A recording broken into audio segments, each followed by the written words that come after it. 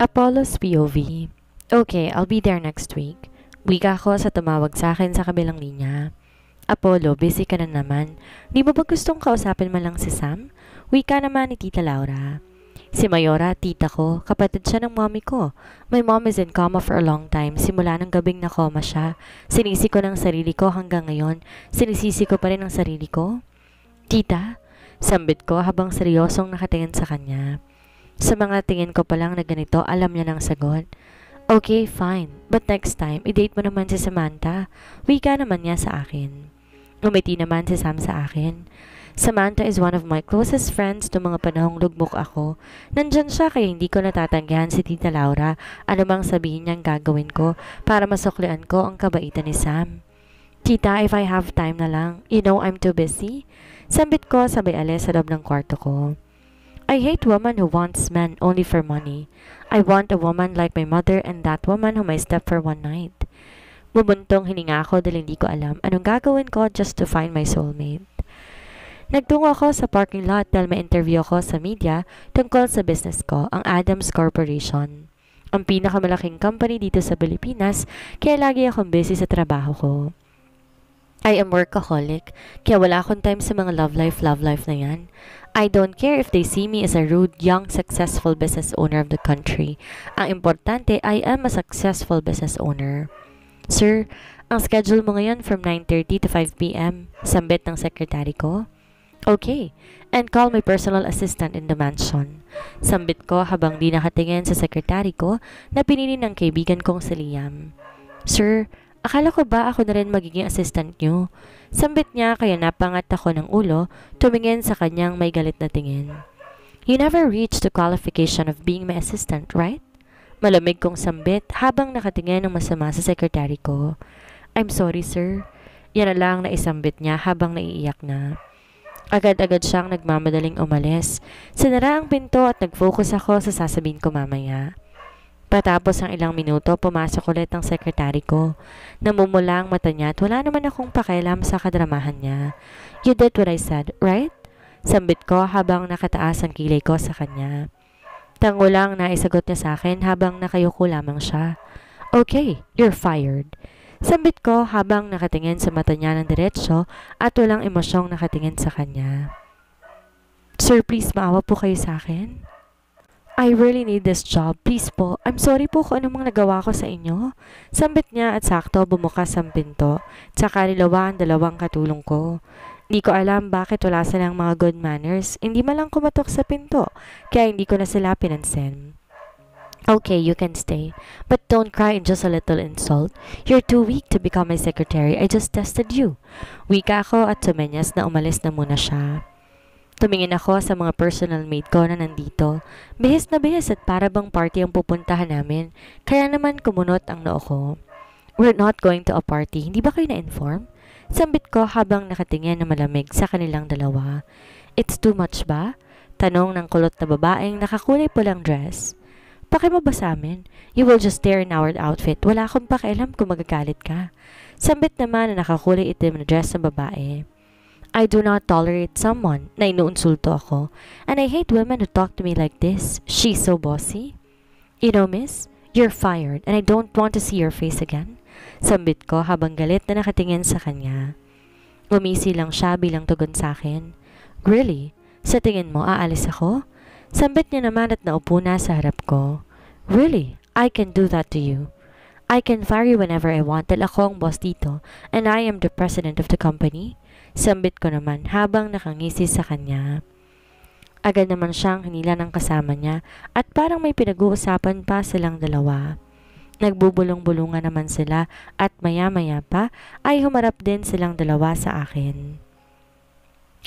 Sir, kasi nagjo-joke lang po siya eh. Ganyan po talaga siya mag-joke. Pasensya na. Wika naman ng kaibigan niya, tsaka pilit ng umiti. Bumuntong hininga na lamang ako at sumenyas na upo muna lang silang dalawa. Hindi ko agad mapalis ang dalawang to dahil palagi na silang pinoprotektahan ni Sam at si Tita. I didn't know what was special about these two. Idiot women. Sir, magsistart na po maya-maya ang interview niyo po. Sambit naman ang sekretary ko. Tumango ako bilang tugon sa sinabi niya sa akin. Tumingin ako sa dalawang nakaupo na nagkukwentuhan. I don't know kung may pakialam pa ba sila sa paligid nila. Tumayo na ako. Agad din silang tumayo at kinuha ang susuotin kong damit. Binigay naman nila ito sa akin. You stay here and wag kayo masyadong malikot dahil napakaikli ng dress ninyo. Sambit ko habang di nakatingin sa kanila. Pumasok ako sa loob ng dressing room ko. Meron akong sariling kwarto dito sa loob ng opisina ko dahil nga workaholic ako kaya pinagawa ko to. I put my tie para kumpleto ng susuotin ko. Konting ayos, saka naman ako lumabas. Dire-diretso na lamang ako dahil magsistart ng interview. Dalian yung kumilos dahil marami akong iuutos sa inyong dalawa. Sambit ko habang di makatingin sa kanilang dalawa. Di ko na pinakinggan pa ang sasabihin nila. Agad na akong lumabas, saka naman ako nagtungo sa venue. Dito lang din naman sa company ko ang venue, kaya hindi na ako mahirapan pa. After a few minutes, nag-start na ang interview. Hello, Mr. Adams? Sambit ng isang interviewer. Please be comfortable. Wika niya sa akin. Umiti naman ako at tumango sa kanya. Nagsimulang magtanong ang interviewer, ngunit nang sabihin niya na ang itatanong niya, bigla naman nawala ng kuryente. May pumukpok sa ulo ko at dumilim ang paligid ko. I don't want to stay here any longer dahil sa halimaw na kasama namin. Buong araw naka-poker face ang mukha niya, hindi man lang umiimik. Hindi ko alam kung ano nga ba ang nasa isip niya. Ngayon, wala akong maisip na gagawin kaya sumunod na lamang din ako sa gusto niya. Bes, kanina ka patahimik dyan. Sambit naman na dyan. Kanina ko pa rin kasi nakikita ang lalaking nakakulay itim nandun sa taas. Balot ang mukha niya at may nasasensa kong hindi maganda ngayon. Lumapit ako kay Jennifer. Agad siyang binulungan. Asan? Sambit ko naman kaya kinurot ko siya. Mas mahalata kami kapag ganitong bunganga ng kasama ko eh. Just act fool. Ano ka ba naman? Wika ko naman kay Jen. Kasi kinakabahan ako eh. Wika naman ni Jennifer. I just rolled my eyes. Ngayon lang ba siya naka-encounter ng ganito? Lagi nga kami nasa ganitong sitwasyon nung high school pa lang kami. You always encounter this kind of danger. Ngayon ka pa ba kakabahan? Wika ko naman sa kanya. Pagkasama talaga kita, ganito lagi yung sitwasyon eh. Wika naman niya. I just chuckled. Nakita ko magsisimula na ang show. Aligaga na ang mga cameraman at ang mga ibang staff nila. Nang nagsimulang mag-interview, bigla ko namang nakita ang lalaki na pumesto na at saka biglang dumilim ang paligid. Dali-dali akong nagpunta sa kinaroroonan ni boss. Si Jennifer naman nakasunod lang sa akin. Naka-high heels pa kami at naka-sexy dress. Asa na si boss? Wika ako dahil hindi ko na siya makita. Biglang may sumigaw sa bandang exit, kaya nagtungo na ako doon at naapakan ko yata ang kamay ng tao. Agad-agad kong kinuha ang cellphone ko at inopen ang flashlight. Tiningnan ko ang mga nakandusay, ngunit hindi yun si boss. Isa yung staff ng show na tamaan ng bala. Nakita ko naman ang isang lalaki, may buhat-buhat, kaya naman agad ko siyang sinundan. Kasama ko pa rin si Jennifer. Bes, magdahan-dahan kang sakit ng paa ko. Reklamo niya naman sa akin. Iiling-iling naman ako nang dahil sa sinabi ni Jan. Ganito na lang siya lagi tuwing may mga ganitong nangyayari. Uunahin niya pa ang high heels niya kaysa sa buhay niya. You better shut up. Our boss is in danger. Wika ko naman. Tayo ba na-assign sa pagbabantay sa kanya? PA lang naman niya tayo, not his bodyguard. Hello? Wika niya habang tumatakbo. Mamaya ka naman, Ermon. Wika ko naman at agad-agad kaming nagtungo sa likurang bahagi ng company ng boss namin. Doon ka sa kabila. Dito naman ako sa kabila. Wika ko naman kay Jen. Tumango siya at agad-agad nagtungo sa kabila. Ganon din naman ako. Kinakabahan ako dahil pag may nangyaring masama sa boss namin, siguradong sa amin yun isisisi at mawawalan pa kami ng trabaho. Hinihingal na ako kaya naman tumigil muna ako kakatakbo. Visit naman to. Asa na ba yung super papansin namang lalaking kumidnap dun kay boss? Wika ko habang pinupunasan ng pawis ko. Nakita ko naman ang lalaki. Tinatarian si boss kaya napangiti naman ako. Akala ko mahirapan pa ako ng bonggang-bongga. Wika ko naman at dahan-dahang lumapit. Sinipa ko ang lalaking nagdala kay boss at binugbog ito. Sakto naman dumating sa Jan. Tumulong din siya sa pangbubugbog sa taong gustong kumidnap sa boss naming halimaw. Dali-dali kaming umalis. Nang may mga yabag kaming narinig papunta dito, baka kasamahan niya. He's so heavy. Wika ko naman habang iniinda ang pagkarga namin sa lalaking halimaw na ito. Isusumbat ko talaga ito sa kanya kapag bubusita niya pa ako. Saan ba tayo magtatago? Tanong naman na dyan. Sa CR. Di na tayo aabot dahil mga bag na nakakalat sa kinaroroonan natin. Wika ko naman. Di na kasi ako gumamit ng flashlight para di kami makita agad. Pumasok na kami sa loob ng CR at pinaupo naman namin sa cubicle itong boss namin. He's so pabigat. Wika naman na dyan. True, sambit ko naman. Kumuha ko ng tubig at binuhusto sa mukha ng boss namin para magising siya at may magawa siyang tama. Nalimpungatan agad ito. Medyo may sinag pa dito ng dahil sa buwan kaya makikita niya ang mukha namin agad. What did you do to me? Inis niyang sambit sa akin. Tinakpan ko naman ang bibig niya nang may narinig akong nag-uusap. Hanapin niyo ng maayos dahil kung hindi, lagot tayo kay bossing nito. Wika naman ng isang lalaki. Silipin yung bawat CR. Wika naman ng boss nila. Isa-isa na nilang sinipa ang mga CR at nang malapit na sa kinaroroonan namin, agad akong nag-isip. Don't be awkward. Let's make a weird noise. Sambit ko habang nandidiri sa sarili kong iniisip. What do you mean? Sambit niya habang nakakunot ang noo. Let's ungol. Para hindi tayo mahalata, bilis na. For your protection to, kaya dapat mag-cooperate ka. Wika ko naman habang pinipilit siya. Unti-unti nang lumalapit ang pagsipa nila ng mga pinto, kaya nagsimula na akong gumawa ng ingay, ganon din si boss.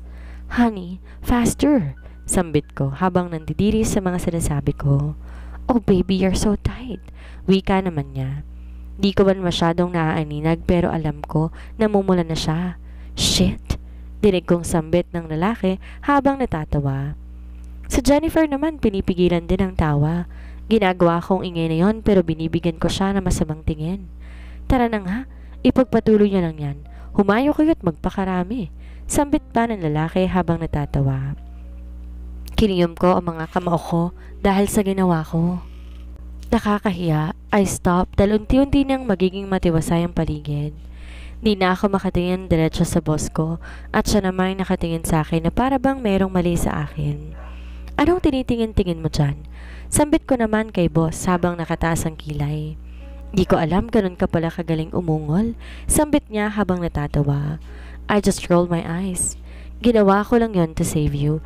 Dahil pag may mangyayaring masama sa'yo, kami na naman na may kasalanan. Wika ko naman.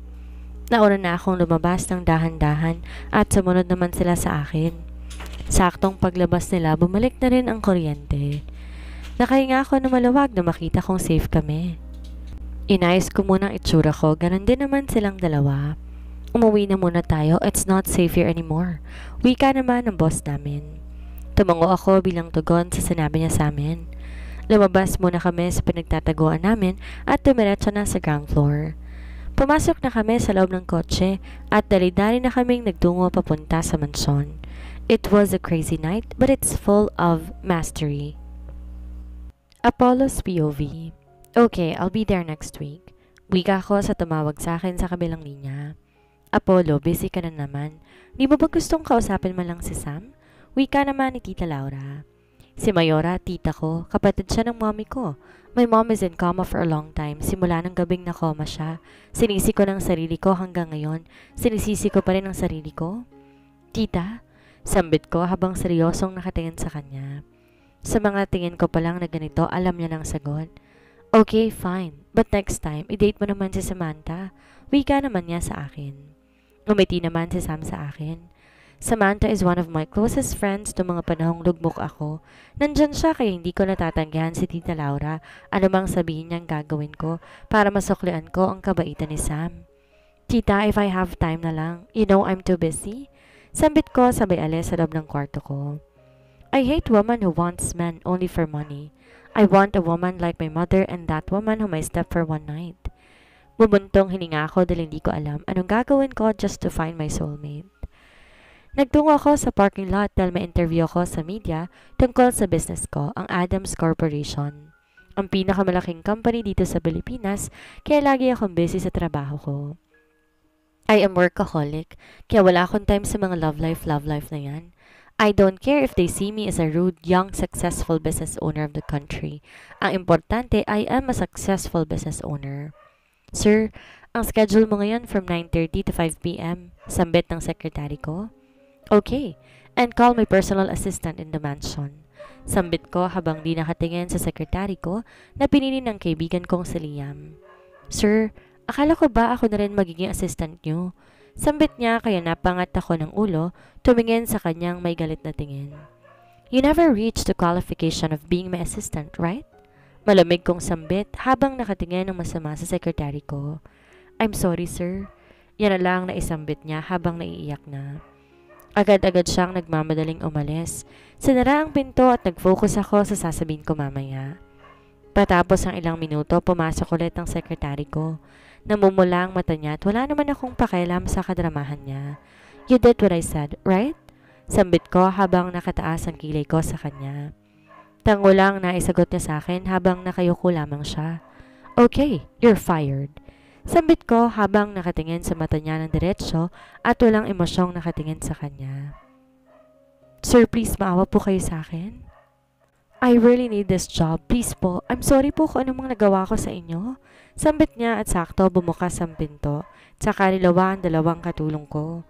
Hindi ko alam bakit wala silang mga good manners. Hindi man lang kumatok sa pinto, kaya hindi ko na sila pinansin.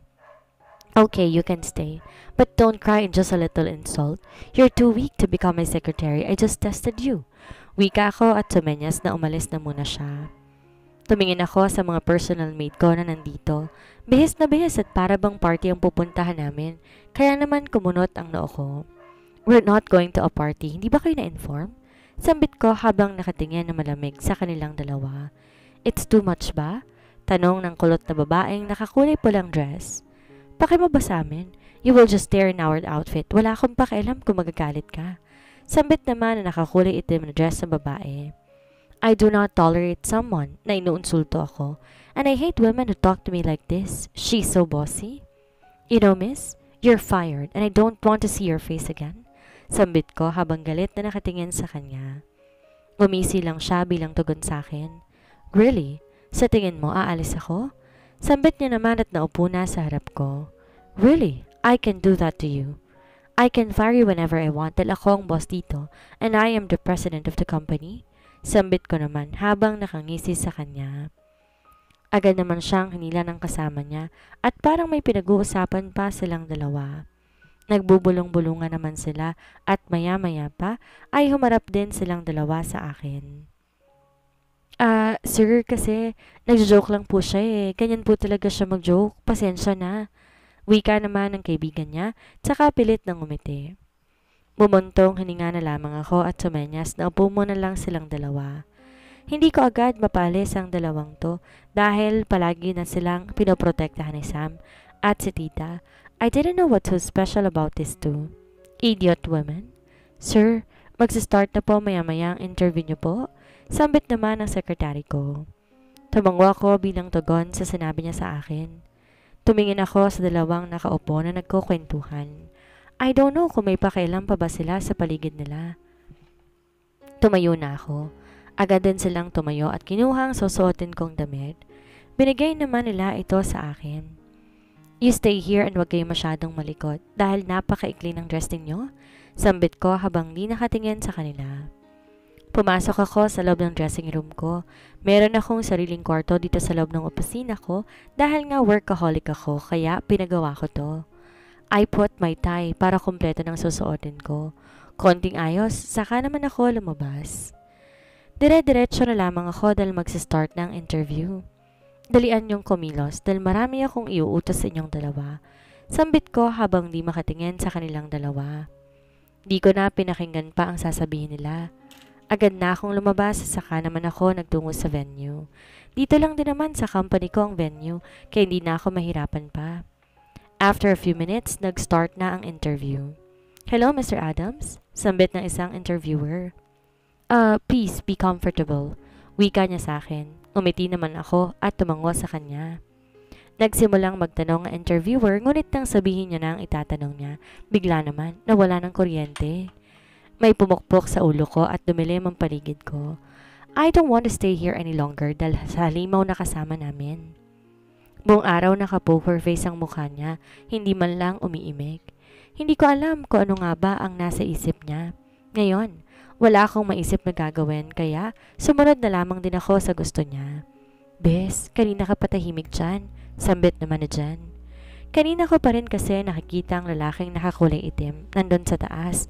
Balot ang mukha niya at may nasasensa kong hindi maganda ngayon. Lumapit ako kay Jennifer, agad siyang binulungan. Asan? Sambit ko naman kaya kinurot ko siya. Mas mahalata kami kapag ganitong bungangan ng kasama ko eh. Just act fool, ano ka ba naman? Wika ko naman kay Jen. Kasi kinakabahan ako eh. Wika naman ni Jennifer. I just rolled my eyes. Ngayon lang ba siya naka-encounter ng ganito? Lagi nga kami nasa ganitong sitwasyon nung high school pa lang kami. You always encounter this kind of danger. Ngayon ka pa ba kakabahan? Wika ko naman sa kanya. Ipagkasama talaga kita, ganito lagi yung sitwasyon eh. Wika naman niya. I just chuckled. Nakita ko magsisimula na ang show. Aligagana ang mga cameraman at ang mga ibang staff nila. Nang nagsimulang mag-interview, bigla ko namang nakita ang lalaki na pumesto na at saka biglang dumilim ang paligid. Dali-dali akong nagpunta sa kinaroroonan ni boss. Si Jennifer naman nakasunod lang sa akin. Naka-high heels pa kami at naka-sexy dress. Asa na si boss? Wika ako dahil hindi ko na siya makita. Biglang may sumigaw sa bandang exit, kaya nagtungo na ako doon at naapakan ko yata ang kamay ng tao. Agad-agad kong kinuha ang cellphone ko at inopen ang flashlight. Tiningnan ko ang mga nakandusay, ngunit hindi yun si boss. Isa yung staff ng show na tamaan ng bala. Nakita ko naman ang isang lalaki, may buhat-buhat, kaya naman agad ko siyang sinundan. Kasama ko pa rin si Jennifer. Bes, magdahan-dahan kang sakit ng paa ko. Reklamo niya naman sa akin. Iiling-iling naman ako nang dahil sa sinabi ni Jen. Ganito na lang siya lagi tuwing may mga ganitong nangyayari. Uunahin niya pa ang high heels niya kaysa sa buhay niya. You better shut up. Our boss is in danger. Wika ko naman. Tayo ba na-assign sa pagbabantay sa kanya? PA lang naman niya tayo, not his bodyguard. Hello? Wika niya habang tumatakbo. Mamaya ka naman, Ermon. Wika ko naman at agad-agad kaming nagtungo sa likurang bahagi ng company ng boss namin. Doon ka sa kabila. Dito naman ako sa kabila. Wika ko naman kay Jen. Tumango siya at agad-agad nagtungo sa kabila. Ganon din naman ako. Kinakabahan ako dahil pag may nangyaring masama sa boss namin, siguradong sa amin yun isisisi at mawawalan pa kami ng trabaho. Hinihingal na ako kaya naman tumigil muna ako kakatakbo. Bisit naman to. Asa na ba yung super papansin namang lalaking kumidnap dun kay boss? Wika ko habang pinupunasan ng pawis ko. Nakita ko naman ang lalaki. Tinatarian si boss kaya napangiti naman ako. Akala ko mahirapan pa ako ng bonggang-bongga. Wika ko naman at dahan-dahang lumapit. Sinipa ko ang lalaking nagdala kay boss at binugbog ito. Sakto naman dumating sa Jen. Tumulong din siya sa pangbabugbog sa taong gustong kumidnap sa boss naming halimaw. Dali-dali kaming umalis. Nang may mga yabag kaming narinig papunta dito, baka kasamahan niya. He's so heavy.